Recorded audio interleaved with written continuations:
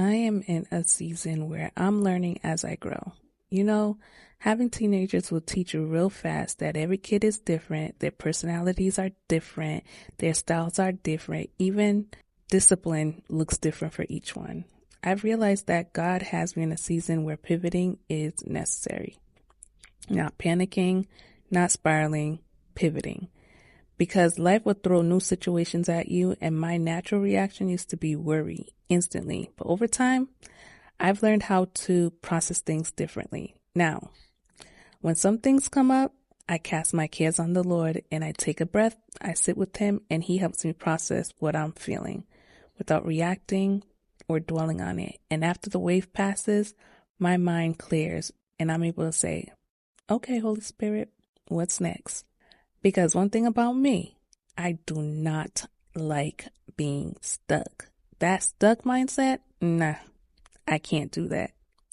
The moment someone tries to tell me I'm stuck somewhere, something in me rises and says, no, I'm going to find a way out.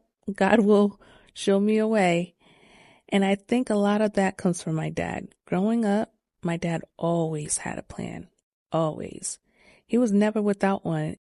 I guess some of that rubbed off on me because when my life broke apart, something in me refused to accept being stuck. I remember when I was on welfare, SNAP, cash assistance, and barely working. Before 4 jobs, before federal government job, before I knew how to navigate life, I was literally starting from the bottom. And my kid's father at the time spoke a word curse over me. You're going to need me. But God is such a faithful father because He opened doors. He pointed me to resources. He made a way for me to go to trade school. He helped me network with programs in Rhode Island. I figured things out piece by piece, not because I was strong, but because I refused to stay stuck. And God was nudging me forward. But let me be real. The welfare system can keep you stuck too. There are times I got approved for housing and then they would tell me, if you make $30,000, if you make over $30,000, you'll lose your benefits. You'll lose your housing. So imagine being a young mom trying to rebuild, trying to work hard. And they basically say, don't grow too much. Don't improve too much. Stay under this number and you'll lose everything. And that did something to me. I don't like boxes. I don't like ceilings. I don't like people telling me where my life ends. So even though I really needed that help, I realized I don't want the system to define my limit. I want God to define my limits. There was one moment when I qualified for emergency housing, but the location was 45 minutes away in a place where I had no car, no family, no job prospects. They were basically saying, here's a house. And also, good luck surviving. And as much as I wanted my own place, I knew that wasn't the move. So I turned it down. And at the time, I didn't even understand myself. I was like, Lord, why am I turning down blessings? But now I see. It wasn't alignment. It wasn't God. It was trapped. It was a trap disguised as help. Then later, I got approved for West End housing. That's when they hit me with the $30,000 income limit. And I said to myself, why would I choose housing over growth? Why would I let fear of losing benefits stop me from becoming who God created me to be? So I stayed with my parents longer. And even that came with its own challenges because yes, I had a praying mother who always found a place for me to stay. But my anger back then, it had me out of the house more than I should have been. I was disrespectful. I was putting myself in situations I had no business being in. I wasn't minding my business. I was involved in things that weren't in my lane. And I reaped the consequences of that. But thank God for deliverance. Thank God for healing. Thank God for transformation.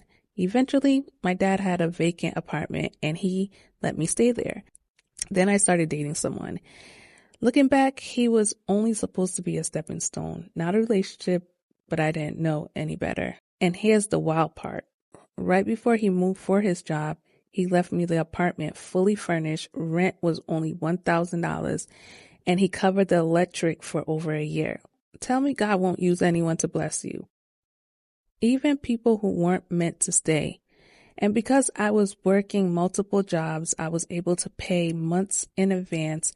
And from that apartment, God shifted everything. I landed my federal job. Then he opened the door for me to buy my house with no degree, just trade a certificate and a faith size of a mustard seed. I was making $48,000 and still bought a house. Why? Because God was with me and because I refused to stay stuck. Now here's the difference between then and now. Back then, I was pivoting off my own strength, my own ideas, my own strategies. Now, I pivot with God. If he tells me stay a little longer, even when I don't like it, I stay. If he tells me to move, I move. I don't want to make reckless decisions anymore just because I feel uncomfortable. And I realize now, all those things where I thought I was stuck, I wasn't stuck. I was being prepared. I was being refined. I was being positioned. Even when I didn't see the plan, God had one. Even when I didn't feel a way out, God had one. Even when I felt boxed in, God was already building the exit. So if you're listening to this and you feel stuck, let me tell you something from a woman who lived it. There's always a way out. There is always a way with God. Always. It might not look like the way you want. It might not look from the person you expect, but God will always make a way. Don't let systems keep you stuck. Don't let people keep you stuck. Don't let fear keep you stuck. Don't let your past keep you stuck. And don't let your own mind convince you that God has stopped moving in your life. He hasn't stopped. He's just shifting you. He's positioning you. He's preparing you. And sometimes preparation looks like stillness. But stillness is not stuckness. So yeah, to God be the glory. He never let me have a stuck mindset, and he won't let you have one either if you just lean on him. God bless you. Have a great day. And listen, don't stay stuck. God will make a way.